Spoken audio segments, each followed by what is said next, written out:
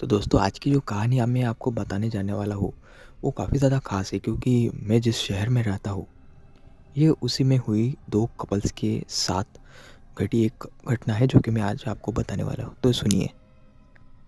तो बात ऐसी है कि रिया और आरव नाम के दो कपल्स थे जिनकी शादी नई नई हुई थी, 6-7 महीने ही हुए थे। तो वो एक इवेंट में जाते हैं रात के कुछ 6-7 बजे, और इवेंट था रात के 10 शायद 9:30-10 बजे।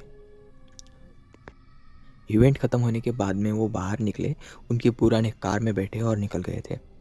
रास्ते पर हल्की धुंध थी और तभी रिया पूछती है कुछ दूर जाने के बाद में कि ये रास्ता सही है क्या नहीं आरव।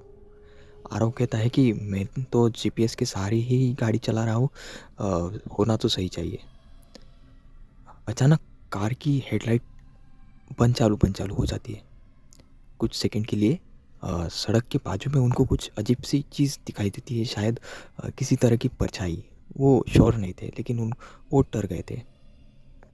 रिया तभी कहती है कि तुमने कुछ देखा आरव, वहाँ पर कुछ था। आरव कहता है नहीं, मैंने तो वहाँ पर कुछ नहीं देखा। आरव को लगता है कि किसी पेड़ की शायद परछाई होगी या फिर कुछ ऐसी चीज़ जो कि उसका शायद वहम भी हो सकता है।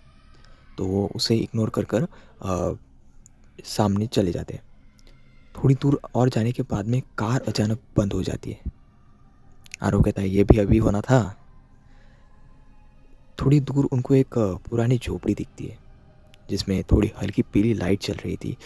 वो थोड़ी सी रोशनी बाहर तक आ रही थी।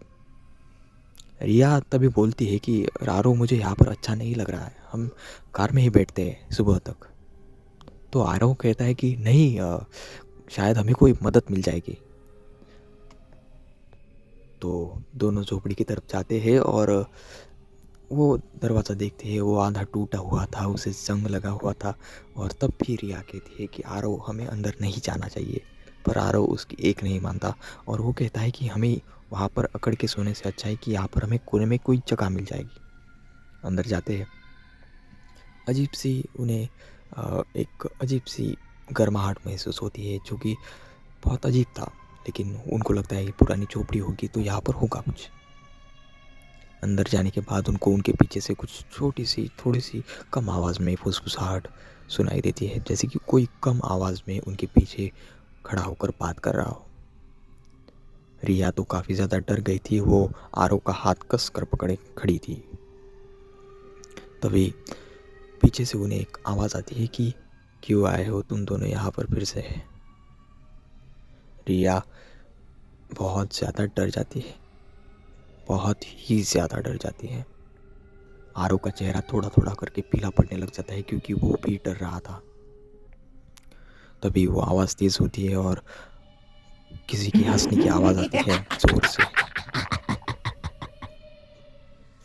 और आरव को अपनी पुरानी कुछ गलतियों के बारे में याद आता है जो कि उसने न जानते हुए अनजाने में की थी। उसे याद आता है कि 2 साल पहले वो इसी रास्ते से उसके कुछ कंपनी के काम से कुछ कहीं पर जा रहा था।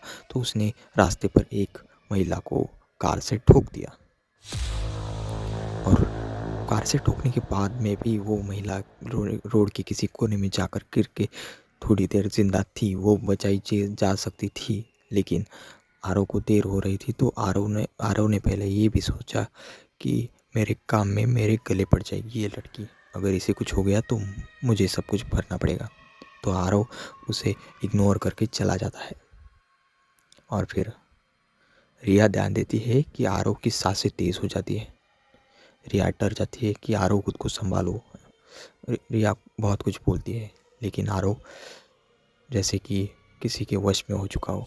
वो सिर्फ एक ही तरफ देख रहा था जहाँ पर वो महिला उसको फिर से लाल साड़ी में दिखती है खड़ी हुई, सिर फूटा हुआ, उसके सर से खून बह रहा था।